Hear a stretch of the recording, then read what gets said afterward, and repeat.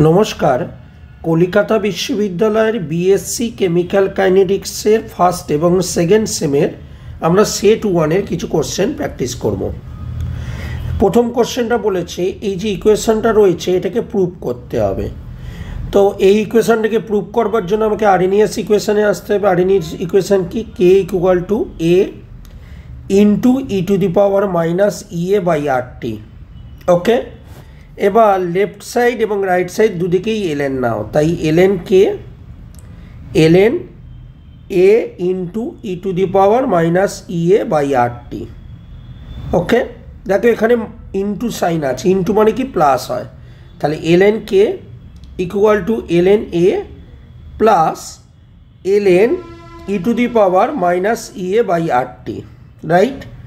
Next স্টেপে কী হবে, ln কে ln a এই মাইনাস ea বাই RT সেটা সামনে চলে আসবে। এটা হলো আমার কাছে ইকুয়েশান। এই জিনিসটা হলো তোমার কাছে 1 নম্বর equation.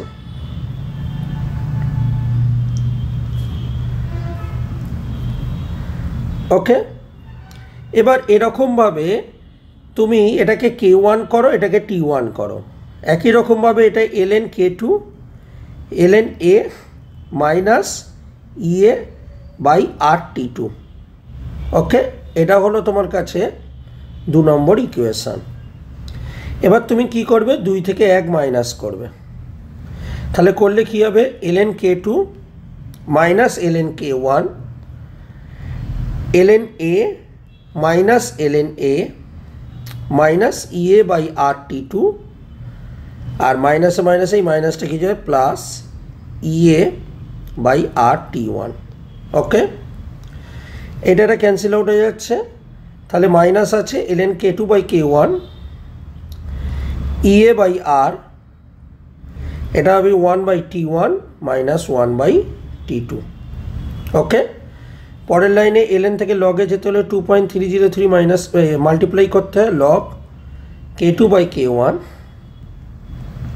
ea by r 1 by t1 minus 1 by t2।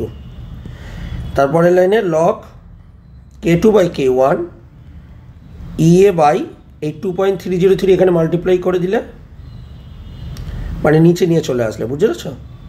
এই যেটা ভুল করেছি, 1 বাই t2, হ্যাঁ না ঠিকই আছে, 1 by t1 minus 1 by t2। তাহলে এটা হয়ে গেল আমার কাছে ইকুয়েশন প্রুভ হয়ে গেল। তাহলে প্রথমটার কাজ আমার কাছে কমপ্লিট হলো। পরের কোশ্চেনটা কি বলেছে, আচ্ছা পরের এখানটাকে আরো একটু সিম্পলিফাই করতে হবে, এটাকে এলসিএম করে নিতে হবে। ea বাই 2.303 r, এটা কি হবে t1 ইন্টু t2, এটা হবে t2 মাইনাস t1। ওকে, ক্লিয়ার? পরেরটা আসি আমরা।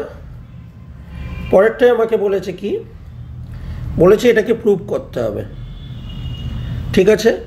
তো আমরা কি জানি, t equal to 2.303 by k log a by a minus x.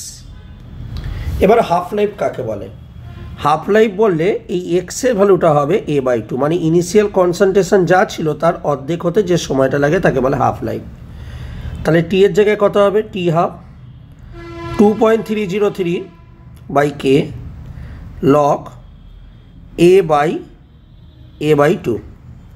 ওকে, তাহলে পরের লাইনে টি হাফ 2.303 বাই কে, এটা উপরে উঠে গেলে লগ 2a বাই a, এ কেটে গেল, তার মানে 0.6932 বাই কে।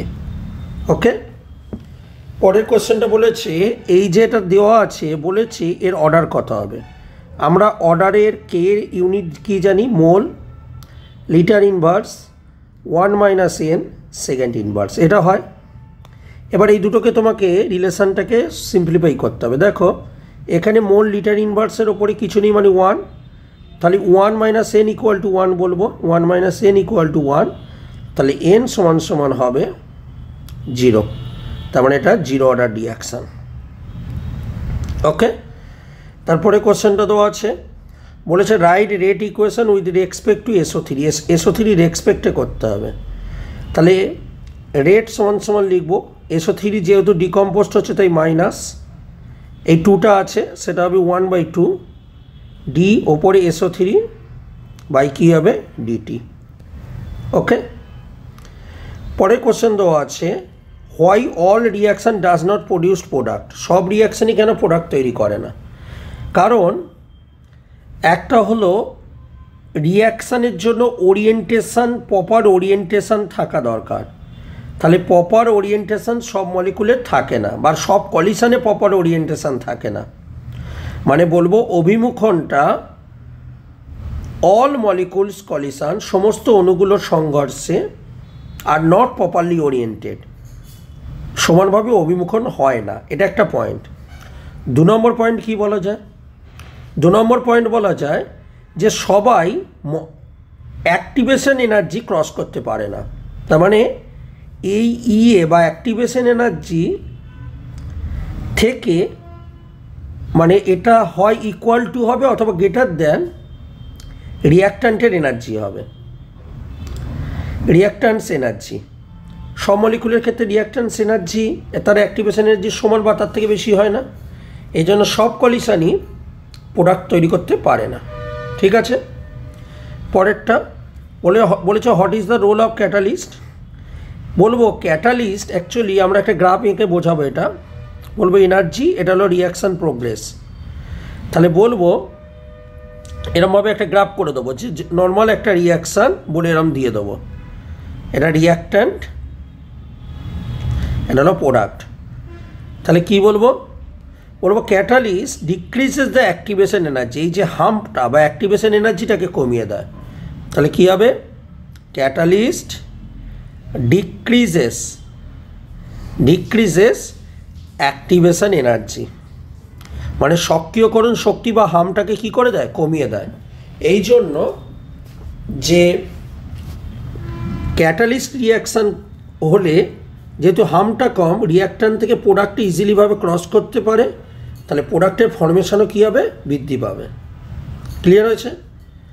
তারপরে কোশ্চেনটা কি বলেছে, হোয়াট ইজ টেম্পারেচার কোএফিসিয়েন্ট।